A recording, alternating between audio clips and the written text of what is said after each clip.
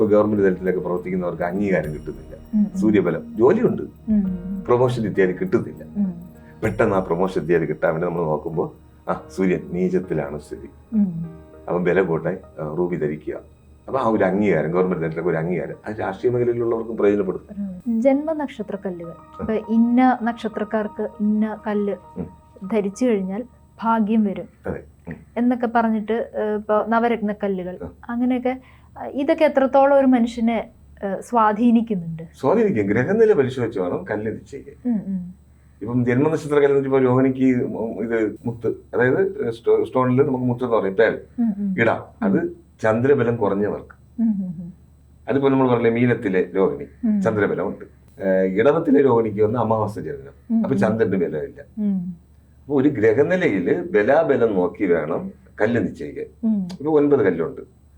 ഇന്ദ്രനീലം, മഞ്ഞപുഷ്യരാഗം, പിന്നെ ഗോമേതകം, നൽമുത്ത്, പിന്നെ ബുധന് മരതകം, ശുക്രന് വജ്രം, ഇങ്ങനെ ഓരോ കല്ല്. കേതു നമ്മൾ കാറ്റ്സൈ എന്ന് പറയും. അപ്പം ഇതിന്റെ പേരും കൂടെ ഉണ്ടല്ലേ, കാറ്റ്സൈക്ക് മലയാളത്തിൽ വൈഡൂര്യം. അപ്പൊ ഇതിന് ഓരോ കല്ലിനും ബലാബലം. ഇപ്പൊ ഒരു ഗ്രഹം നമ്മൾ എടുത്തു, ലഗ്നാധിപന്റെ ബലം കർക്കിടക ലഗ്നം. കർക്കിടക ലഗ്നത്തിന് ചന്ദ്രനാണ് അധിപൻ. അപ്പൊ രോഹിണി നക്ഷത്രം, അതും രാശി ചന്ദ്രനാണ് രോഹിണിക്ക് അധിപൻ.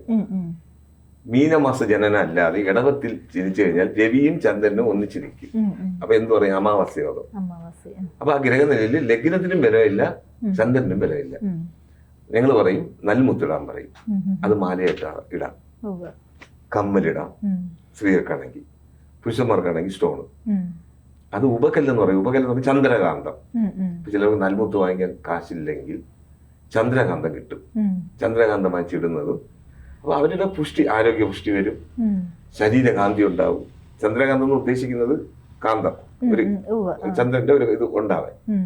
പക്ഷബലം ഇല്ലാത്ത ചന്ദ്രന് ഈ സ്റ്റോൺ ഇടാം. അത് ഗ്രഹനില. അല്ലാതെ മാർച്ച് 14 മുതൽ ഏപ്രിൽ 18 വരെ ജനിച്ചവർക്ക് ഒരു കല്ല്, മെയ് 15 മുതൽ ജൂൺ 15 വരെ ജനിച്ചവർക്ക് ഒരു കല്ല്, അങ്ങനെ ഒന്നുമില്ല. ഗ്രഹനില. ശനി ബലവാനല്ല. ഇപ്പൊ ഒരു ലഗ്നം എടുക്കുകയാണ്, മകര ലഗ്നം അല്ലെങ്കിൽ കുംഭലഗ്നം എടുക്കാം. കുംഭലഗ്നത്തിന് 3-ൽ ശനിയുടെ സ്ഥിതി, കുംഭം, മീനം, മേടം. അപ്പൊ 3-ാം ഭാവം നല്ല പവറുള്ള സ്ഥാനമാണ്. വാഹനം, വീട് പറയുന്ന യോഗം, ജലരാശിയാണെങ്കിൽ വെളിയിൽ പോകണം, ഇങ്ങനെയൊക്കെയുള്ള യോഗം പറയണം.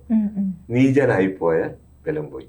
അപ്പൊ ലഗ്നാധിപനും കൂടെയാണ്. നേരത്തെ ചന്ദ്രന്റെ പറഞ്ഞതുപോലെ കർക്കിടക ലഗ്നത്തിന് ചന്ദ്രൻ അധിപനായതുപോലെ മകരത്തിന് കുംഭത്തിനും ശനിയാണ് ലഗ്നാധിപൻ. മേടത്തിൽ നീചനായി പോയാൽ ഇന്ദ്രനീലം ധരിക്കാൻ പറയും. എന്തിനാണ്? പവർ കൂട്ടാൻ. ആ പവർ കിട്ടും. അതേപോലെ ശുക്രൻ കന്നിയിൽ നീചനായി പോയി, ഇടവലഗ്ന ജാതകൻ, 5-ാം ഭാവം ശുക്രൻ നീചനാണ്, പവർ കൂട്ടാൻ എന്ത് പറയും? വജ്രം ധരിക്കാൻ പറയും. പെൺകുട്ടികളാണെങ്കിൽ പേസരി എന്ന് പറയും, ബ്രാഹ്മിൻസ് പേസരി, വൈദ പേസരി, കമ്മൽ. ആണാണെങ്കിൽ മോതിരം. പിന്നെ ഫുഡ് കഴിക്കുന്ന വിരലിൽ ഇടാൻ പറയൂല, കയ്യില് ഫുഡ് കഴിക്കുന്ന, അതായത് വജ്രം പെട്ടെന്ന് അകത്ത് പോയി കഴിഞ്ഞാൽ മരണം സംഭവിക്കും. വജ്രത്തിന് ഭയങ്കര കട്ടി കൂടിയ ഇതാണ്. അതുകൊണ്ട് വലത്തെ കയ്യിൽ ധരിക്കാൻ പറയില്ല, ഇടത്തെ കയ്യിൽ മോതിരം. അതിപ്പം നമുക്ക് അത് ഏത് വിരലാണെങ്കിലും പ്രശ്നമല്ല. അപ്പൊ ഇതിൽ ശ്രദ്ധിക്കേണ്ടത് ഗ്രഹനില പരിശോധിച്ച് ബലാബലം. പൂർവ്വപുണ്യാധിപനായ ചൊവ്വ ചിങ്ങലഗ്നത്തിന് ഗുരുവാണ് ബലവാൻ, പൂർവ്വപുണ്യ അധിപൻ, അതായത് നന്മ ചെയ്യുന്നവൻ. ചിങ്ങലഗ്നത്തിന് നന്മ ചെയ്യുന്നവനായ ഗുരു മകരത്തിൽ നീചനായി പോയാൽ ബലക്കുറവ്. അംശകത്തിൽ നീചസ്ഥാനത്ത് വന്നു കഴിഞ്ഞാൽ ബലക്കുറവ്. അതിനാണ് യെല്ലോ സഫയർ, അതായത് മഞ്ഞ പുഷ്യരാഗം ധരിക്കാൻ പറയുന്നത്, പവർ കൂട്ടാൻ. അപ്പൊ ഓരോ ഗ്രഹത്തിനും നമ്മൾ ഗ്രഹനിലയിൽ പവർ കുറഞ്ഞിട്ടുണ്ടെങ്കിൽ, അതായത് അവർക്ക് ഹെൽപ്പ് ചെയ്യുന്ന ഒരു ഗ്രഹമാണ്, പവർ കുറഞ്ഞിട്ടുണ്ടെങ്കിൽ ഈ സ്റ്റോൺ ധരിക്കാൻ പറയും. അതിന് മാറ്റവും കിട്ടും, വളരെ വ്യത്യാസം. അതുപോലെ തന്നെ നമ്മൾ ശ്രദ്ധിക്കാതെ ഇതുപോലുള്ള കല്ലുകളൊക്കെ ധരിച്ചു കഴിഞ്ഞാൽ അത് നെഗറ്റീവായിട്ടുള്ള ഓപ്പോസിറ്റ് സംഭവിക്കും. യോഗകാരകനല്ലാത്ത ഒരു കല്ല് പവർ കൂട്ടി കഴിഞ്ഞാൽ ഒരു കല്ല് നമുക്ക് പ്രശ്നമാണ്. പാതകാധിപതിയുടെ ഒരു ദശ നടക്കുന്നുണ്ട്, അല്ലെങ്കിൽ മാരണാധിപൻ എന്ന് പറയും, അതിന്റെ ഒരു ദശ നടക്കുകയാണ്. ആ സ്റ്റോൺ ഇട്ട് കഴിഞ്ഞാൽ അപകടം വരുത്തും. നമ്മൾ പവർ എന്തിനാണ് കൂട്ടുന്നത്? ഒരു ബലമില്ലാത്ത ഗ്രഹം നമുക്ക് ഉപകാരം ചെയ്യുന്ന ഗ്രഹം ബലമില്ലായ്മ നിൽക്കുമ്പോൾ പവർ കിട്ടുമ്പോൾ ബലം കിട്ടി നമുക്ക് ഉപകാരം ചെയ്യും.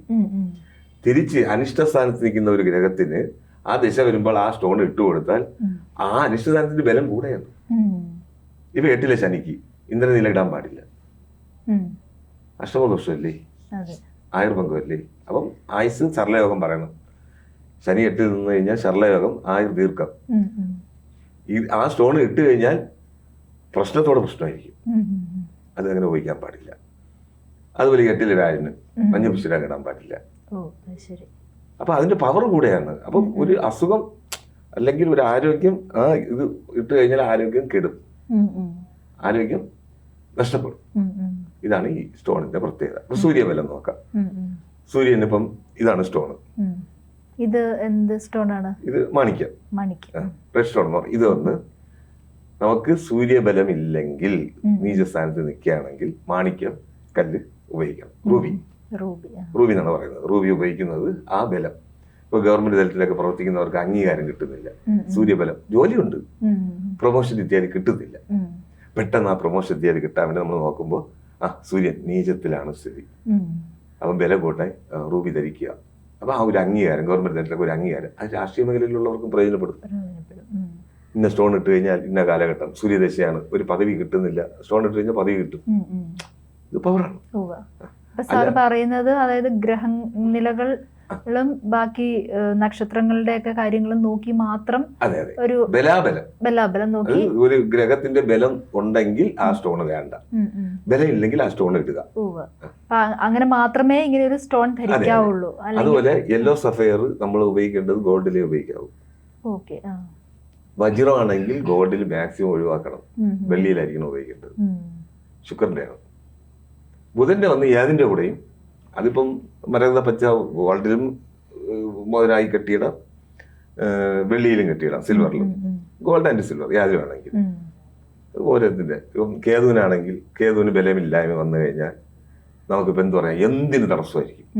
ഒരു 4-ാം ഭാവസ്ഥിതി തടസ്സം എന്തിന് പുറപ്പെട്ടാലും തടസ്സം. അതിനാണ് കേശായി, അത് വൈഡൂര്യം.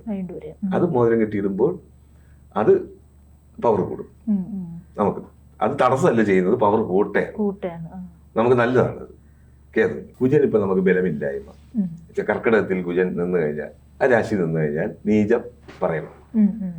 നല്ല ഒരു മീന ലഗ്നത്തിന്റെ അധിപന് 2-ാം ഭാവാധിപനായ ഇത് നീചനായി പോയാൽ കുടുംബത്തിന് പ്രശ്നങ്ങളൊന്നും ഒട്ടിക്കും. വസ്തു സംബന്ധമായിട്ടുള്ള എന്തെങ്കിലും പ്രശ്നങ്ങളോ കോടതി നിയമ നടപടി വരിക എങ്ങനെ ചെയ്യുമ്പോൾ അതിന് നമുക്ക് നീചത്തിൽ നിൽക്കുന്ന ചൊവ്വ സപ്പോർട്ടീവ് ആവില്ല. ബലം കൂട്ടാനാണ് സ്റ്റോൺ, റെഡ് സ്റ്റോൺ എന്ന് പറയും. അത് പവിഴം, റെഡ് പവിഴം ഇടുന്നത് അത് നമുക്ക് വളരെ നല്ലതാണ്. ഇത് ഗ്രഹനിലയിൽ നോക്കിയേ ഒരു സ്റ്റോൺ നിശ്ചയിക്കാവൂ, നമുക്ക് സ്റ്റോൺ ധരിക്കാവൂ, അല്ലെങ്കിൽ അത് ഓപ്പോസിറ്റ് ആവും. അപ്പൊ ഇതിങ്ങനെ ഒരു പ്രവണത ഉണ്ടല്ലോ, അതായത് ഇത് നോക്കാതെയൊക്കെ ഇഷ്ടമുള്ള കുറച്ച് കല്ലുകളൊക്കെ ഇടുക എന്നുള്ളത്. അങ്ങനെയുള്ള കാര്യങ്ങൾ മാറട്ടെ, എല്ലാവരുടെയും ലൈഫിൽ നല്ല സന്തോഷവും സമാധാനവും ഉണ്ടാവട്ടെ. നന്ദി സർ. ജ്യോതിഷമോ വാസ്തുവോ പൂജയോ നിങ്ങൾക്ക് ആവശ്യമുണ്ടോ? താഴെ കാണുന്ന നമ്പറിൽ വാട്സപ്പ് ചെയ്യൂ. നിങ്ങൾ ചെയ്യേണ്ടത് ഇത്രമാത്രം: താഴെ കാണുന്ന നമ്പർ നിങ്ങളുടെ മൊബൈലിൽ സേവ് ചെയ്യൂ. അതിനുശേഷം ഞങ്ങളുടെ നമ്പറിലേക്ക് വാട്സപ്പിലേക്ക് ഹായ് അയക്കൂ. ജ്യോതിഷ സംബന്ധമായ എല്ലാ ആവശ്യങ്ങൾക്കും ABC മലയാളം നിങ്ങളോടൊപ്പമുണ്ട്. ജ്യോതിഷവുമായി ബന്ധപ്പെട്ട എല്ലാ വിശേഷങ്ങളും നിങ്ങളിലേക്കെത്താൻ ABC ജ്യോതിഷം സബ്സ്ക്രൈബ് ചെയ്യുക.